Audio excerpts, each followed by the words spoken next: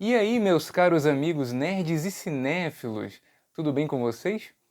Estavam com saudade de novos conteúdos do Nerdtão? Pois agora, né, fiquem tranquilos que a partir de agora, né, o canal vai voltar aí aos pouquinhos com a atividade, né? E a ocasião desse retorno não poderia ser melhor, porque a Disney me convidou para conferir aquele que é o seu mais recente lançamento, Tron Ares, que estreia nesta quinta-feira, dia 9 de outubro, nos cinemas de todo o Brasil. E eu queria agradecer aí a oportunidade do Espaço Z, né, por proporcionar esse momento único e incrível de cabine de imprensa aqui na cidade de Manaus. Muito obrigado, cara. Bem, como falar, né, de Tron, né, depois de tanto tempo sem um filme novo, né? Um hiato de tempo um pouco menor, né? Do segundo para o primeiro filme foram 28 anos e do segundo para esse terceiro, 15 anos, né? Um espaço um pouco menor, né? Estamos falando de Tron, né? É uma franquia que com certeza, apesar de não ser tão popular, né, sempre rende boas discussões, né? E é uma inspiração muito grande para mim em termos estéticos e de ficção científica, né? O primeiro filme foi um marco revolucionário, né, na história da computação gráfica, né? E muito à frente do seu tempo, e ele proporcionou aí uma experiência que, apesar de hoje ser um tanto quanto estranha, é também fascinante, né? E os filmes posteriores modernizaram de uma forma incrível o visual, sempre ali, né, é, dando consistência àquela identidade visual, né? Nunca deixando, né, de ter aquela marca única que caracteriza a franquia, né? Tron Ares, então, é o terceiro filme desta saga de filmes. E eu já posso adiantar que ele avança muito bem as temáticas sobre tecnologia, inteligência artificial e a relação do homem com a máquina de uma forma única, né? E ele se diferencia um pouco dos seus antecessores, né, por se apoiar mais na cor vermelha, né, na sua estética. Ao contrário, né, do azul, né, que era mais buscado ali nas sequências anteriores, principalmente em Tron o Legado, né, que tem também uma estética maravilhosa. Isso porque talvez em Tron Ares, finalmente os programas vão conseguir cruzar o limiar entre o mundo virtual, né, e o mundo físico, né? Como era o desejo do personagem Clu, né, do programa Clu, criado pelo Flynn, né, lá em Tron o Legado, né? O Clu é o programa criado pelo Flynn que se rebela contra, né, o seu próprio criador, né? Que é ali interpretado pelo Jeff Bridges, né? Esse sonho de ganhar, né, o mundo real, né, se consuma neste filme por outro personagem, o Ares, o nosso protagonista. Mas ao passo que no filme anterior isso era visto de forma negativa, né, porque de fato o Clu tinha intenções malignas, né, ele queria dominar, né, a Terra.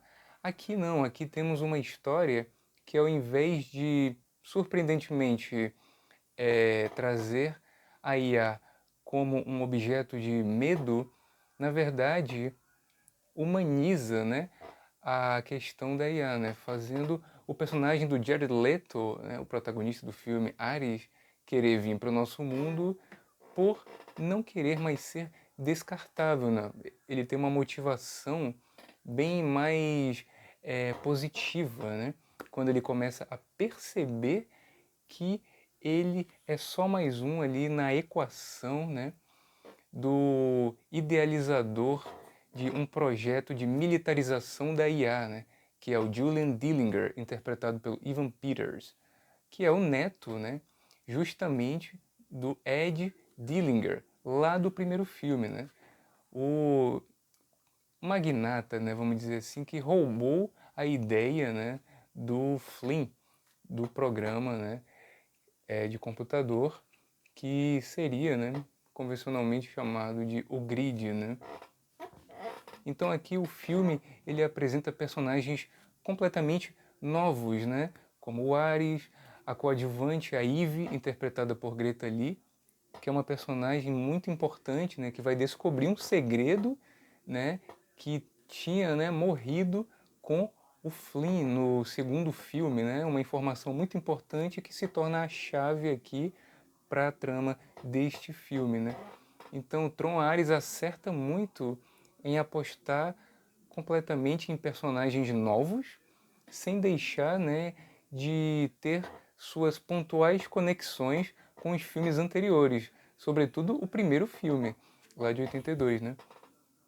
Principalmente com uma presença aqui simbólica, né, do Flynn na versão original, né, e antiga do jogo que ele criou, né? E é claro ali a presença ali do Ed Dillinger através do seu neto, né? Mas o filme acerta em cheio, né, em não abusar muito de easter eggs ou de referências para fazer funcionar. Não, existem referências ali, mas elas estão organicamente aplicadas à trama, né, de uma forma muito bacana, né? Por sinal, cabe destacar que esse filme, né, é o mais bem dirigido e escrito da saga, na minha opinião, né? Ao contrário dos outros dois, que poderiam deixar a desejar em alguns pontos, o primeiro, né, que apesar da sua estética revolucionária, tinha uma história um pouco complexa demais de se entender, né? E o segundo, que casava muito bem a sua estética com a sua história, né? Mas que acabava não desenvolvendo de uma forma tão bem assim os personagens, né? Nesse aqui, ao contrário, né? A história, sem dúvida, é muito bem contada, com personagens muito bem desenvolvidos e a estética maravilhosamente bem conduzida por uma direção acertada, né? Tudo isso faz desse filme o melhor da saga, né? Com certeza absoluta. Ainda por cima, né? Com cenas que tem uma trilha sonora maravilhosa embalada, né, pelo Nine Inch Nails, né, que chega a rivalizar bem ali com a trilha do Daft Punk no segundo filme, Tron o Legado, né? E além disso, aqui as cenas de ação são bem mais bem elaboradas e a narrativa ela é centrada de uma forma muito interessante em algumas dessas cenas de ação, né, que conduzem muito bem a trama, né? Ao contrário dos outros filmes que você queria ver mais, né, sobre aqueles duelos e tal, né? Esse aqui, mano, tem cena de ação de sobra, né? E, ao mesmo tempo, uma história bem concisa, bem contada e bem amarrada. E que eleva, né, de uma forma muito interessante as questões da saga, né? Então esse filme ele pega, né, alguns conceitos e questões dos filmes anteriores, né, que são sempre trabalhados pela franquia e coloca, né, uma inversão, né, de perspectiva, né, colocando no caso ao invés da vilania, né, em programas e máquinas, aqui colocada no próprio ser humano, né, em um homem mesmo, né, que é o personagem do Evan Peters, né, um líder totalmente inescrupuloso, né, e que reflete a personalidade, né, do seu avô, né.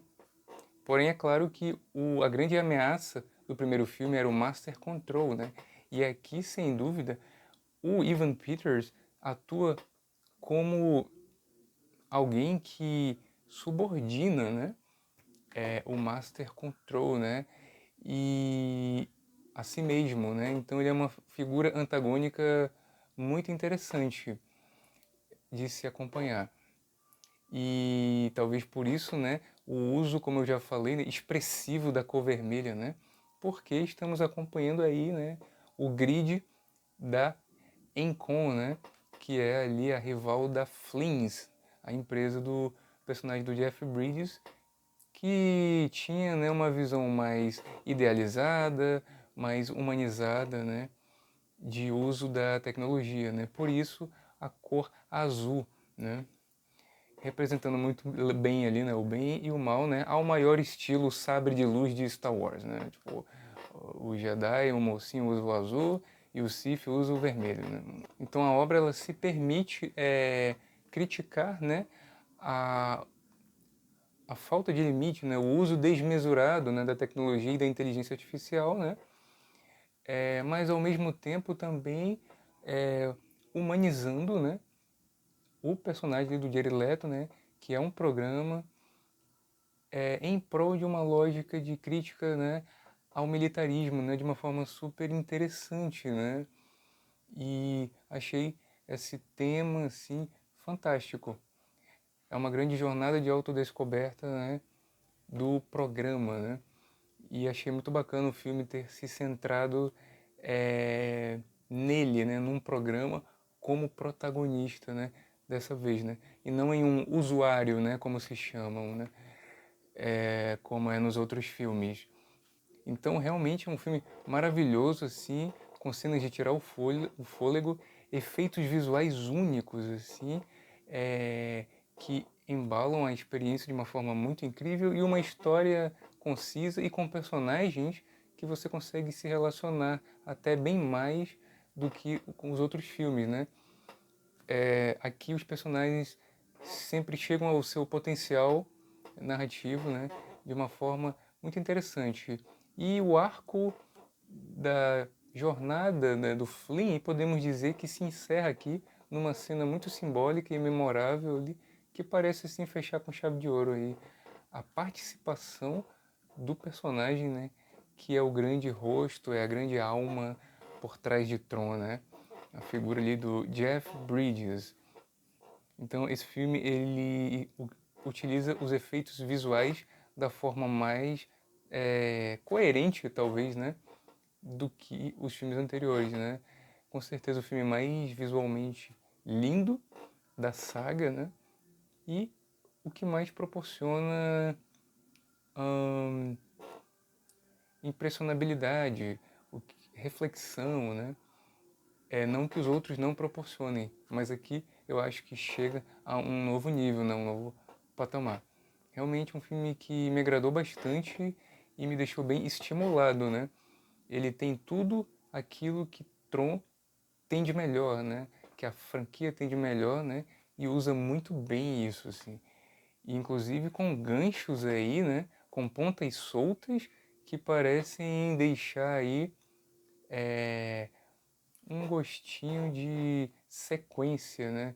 Ele parece evocar a ideia de uma sequência bem próxima, né? Isso me deixa bastante feliz, né? Porque se esse filme for um grande sucesso financeiro, né?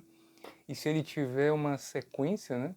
Consequentemente bem próxima, né? Isso é um ótimo sinal até para revitalizar, né, a produção da série animada Tron: A Resistência, né? Uma série maravilhosa, né? Até um pouco superior aos filmes em termos de roteiro ágil, né? Ritmo e tudo mais, e que infelizmente foi cancelada após a sua primeira temporada, né? Lançada ali bem próximo do Tron: O Legado, né? Então quem sabe, né, com o sucesso de Tron Ares, a série possa ganhar aí, né, justamente uma continuação, né, que ela não teve. Fica aí, né, consolidando aí então essa franquia que eu acho que rende muitas boas histórias ainda, né, e dá para enriquecer muito mais, com certeza. Então é isso, pessoal. Realmente foi uma experiência incrível. Fazia tempo que eu não saía de uma forma tão empolgada de uma sessão, né? Ainda mais em se tratando de um filme de ficção científica, que eu gosto muito. Para você que gosta de cyberpunk e de ficção científica, cara, é uma ótima pedida. E quero ver essa franquia, com certeza, continuando. Por favor, né? Precisamos ver até onde aquela cena pós-crédito vai dar, né? Então, já estou logo revelando aqui que tem cena pós-crédito, hein? Então é isso, pessoal. Se você gostou desse vídeo, dá uma curtida, compartilhe com seus amigos mais nerds e cinéfilos e acompanhe o canal, siga o canal, faz a gente aumentar aí esse número de inscritos e ainda mais nessa nova fase do canal aí, potencializada por esse convite maravilhoso do Espaço Z e da Disney. Ah, e se você quiser conferir, né, minha participação em outros canais, também falando de Tron e de Tron Ares, não deixe de acompanhar o canal Cine7 no YouTube e também no Spotify, onde vai sair, né, um podcast que eu gravei com a galera do Cine7, né, onde agora eu também trabalho, né, sobre esse filme aí muito interessante. Então, fica ligado aí no Spotify do Cine7, que eu também tô lá, e acompanha aí o nosso podcast. Bom, é isso. A gente se vê por aí, né? E se Deus quiser, com mais frequência. Falou!